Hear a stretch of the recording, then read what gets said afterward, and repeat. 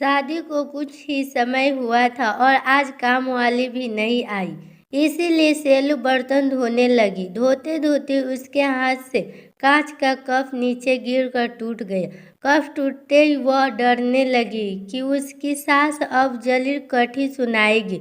आवाज से सास दौड़ती आई और बोली, बेटी क्या हुआ? उसने रुआसी होकर बोला, माँ पता नहीं ध्यान रखते हुए भी कैसे मेरे हाथ से कप नीचे गिरकर फूट गया। सास बोली कि बेटी चिंता नहीं कर, कप ही तो फूटा है, तुम्हें चोट तो नहीं आई, और भले इसके कितने ही टुकड़े हो गए हो पर मेरी बेटी के दिल के टुकड़े ना हो। मेरी बहू से महंगा क्या ये कफ है? और हाँ, तुझे अभी ये सब करने की क्या जरूरत? मेहंदी भी नहीं उतरी तेरे हाथों से। अभी तुम राज के साथ ज्यादा से ज्यादा वक्त बिताओ और एक दूसरों को समझो, तभी तो तुम दोनों की नींव मजबूत होगी। ज्योति इधर आना, अपनी भाभी को ख्याल रख, अभी इस घर में नई आई है। सेलू, तुम मुझे अपनी माँ ही समझना, तुम भी तुम्हारा दिल जीतना है। सास बनकर नहीं, माँ बनकर। सब क्या मानो अमित के घूंटे थे। देखते देखते सेलू की आंखों झलझला गई। वह सास के पैरों में गिर गई और बोली कि मैंने एक माँ छोड़ी तो दूसरी नई माँ पाई, बल्कि आप मेरी माँ से भी ज्यादा ममता मेरे लिए रखती हो। यदि घर में कफ टूट जाता तो माँ भी दो बात कहे बिना नहीं रखती।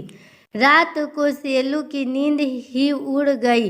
रह रह कर शाम की घटना याद आ रही थी। सास के बारे में उसकी जो सोच थी उसके विरुद्ध सास का व्यवहार पाया उसका भी कसूर नहीं था। ऐसा सोचना क्योंकि उसने लोगों के मुंह से बुरी सास के बारे में ही सुना था और फिर वो अपने अतीत में खो गई। उसे याद आया कि कुछ साल पहले इकलौते भाई की शादी हुई थी। भाभी के हाथों में मेहंदी का रंग उतर गया। भाभी पर घर के काम की पूरी जिम्मेदारी डाल दी और अपने ही नियम कानून के हिसाब से भाभी को चलने को विश्वास करती। माँ ने भाभी को घर में एडवांस होने से ज़रा भी वक्त नहीं दिया। भाई भाभी को बाहर से जाते तो माँ का मुंह फूल जाता। वो बोलती कि हर समय भाभी को साथ ले जाने की क्या जरूरत है।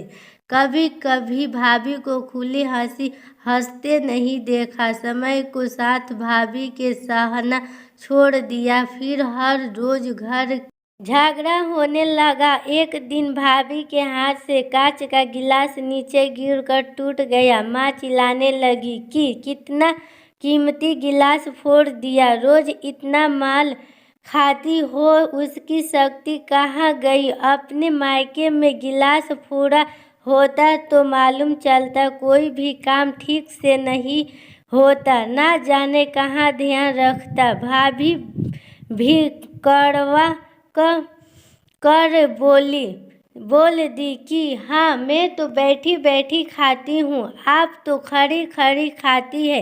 जब से आई हूँ तब से रोज दो चार जली कटी ना सुना दो तब तक आपको चैन नहीं पड़ेगा। कभी मेरी माँ को तो कभी मेरी बाप को, हमेशा मेरे मायके वालों को कोसती रहती हो। दोनों तरफ से तीर बरस कर एक दूसरे को छल्ली कर रहे थे। घर के अलावा उसने और भी जगह सास बहू के झगड़े सुनते सुनते डर गई। वह शादी से कतराने लगी, पर माँ बाप के कारण शादी करनी पड़ी और एक अंजना भाई को लेकर ससुराल आ गई। पर आज की घटना से उसकी सोच ही बदल गई कि सब सास या बहू के ऐसा नहीं होता है। नींद ना जाने की वजह से उसने सोचा चलो थोड़ी देर माँ से बात कर लूँ। माँ ने इतनी रात को उसको फोन करते देखकर बोला कि सेलू, सब कुछ ठीक तो है? ना कहीं जम्हाई राजा या सास ननद से तो झगड़ा नहीं हो गया। वह बोली, नहीं माँ, ऐसा कुछ नहीं। मालूम है माँ, आज मेरे हाथों से कांच नीचे गिरकर टूट गया। तभी सास आ गई और आगे बोलती उसके पहले ही माँ ने बोलना शुरू कर दिया। बेटा, फिर तेरी सास के चिल्लाने पर तूने अच्छा सा जवाब दे दिया ना? हाँ बेटा, कभी कभी दब कर नहीं रहना। तू भी पढ़ी लिखी अच्छी लड़की है, तेरे में कोई कमी थोड़े ही है जो सुनेगी। तभी बात को काटते हुए तेज आवाज में सेलू बोली कि माँ, अब बस करो, मैं अपनी दूसरी माँ के खिलाफ कुछ नहीं सुन सकती। माँ हम कह गए और बोली, तू ये क्या बोल रही है? हाँ माँ, आज मेरे हाथों से जब कप गिरा तो सासू माँ ने सारी बात कर आत्म में बोली, अब तो आप समझ गई ना सारी बात? और हाँ, सास ने सिर्फ बोलने के लिए नहीं बोला, वह वाकई में ज्योति की तरह मेरी से व्यवहार कर रही है। माँ, एक बात कहूँगी, आप बुरा तो नहीं मानेगी? हाँ बोल बेटा। माँ, काश आप भी मेरी नई माँ की तरह भाभी के साथ व्यवहार करती तो शायद।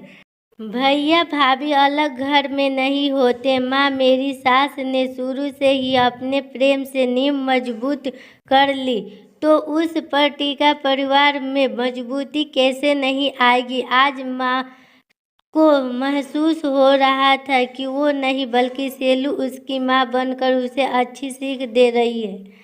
माँ को गलती का एहसास हो गया। सेलू आगे कुछ बोलती उससे पहले ही माँ ने कहा, सेलू, अब जब तू यहाँ आएगी तो यहाँ पर भी पूरी परिवार की नींव में मजबूती पाएगी। अब फोन रख, मुझे बेटा बहू के स्वागतम की तैयारी करनी है। शायद शादी के बाद नई जिंदगी की शुरुआत। अगर आज सास समझदारी से काम नहीं लेता, अपनत्व नहीं जताती, तो शायद शुरुआत की नींव की कमजोर होने से पूरी जिंदगी आपस में दरार पड़ जाती। कप को टूटने से कोई नहीं रोक सकता, किंतु प्रेम को टूटने से तो हम रोक सकते हैं। कांच के टुकड़े हो जाए पर घर के टुकड़े ना होने दे।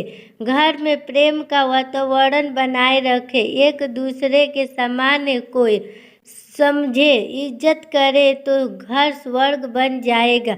घर नर्क से स्वर्ग में बदल सकता है यदि बहू सास को माँ मान ले, वह सास बहू को बेटी मान ले।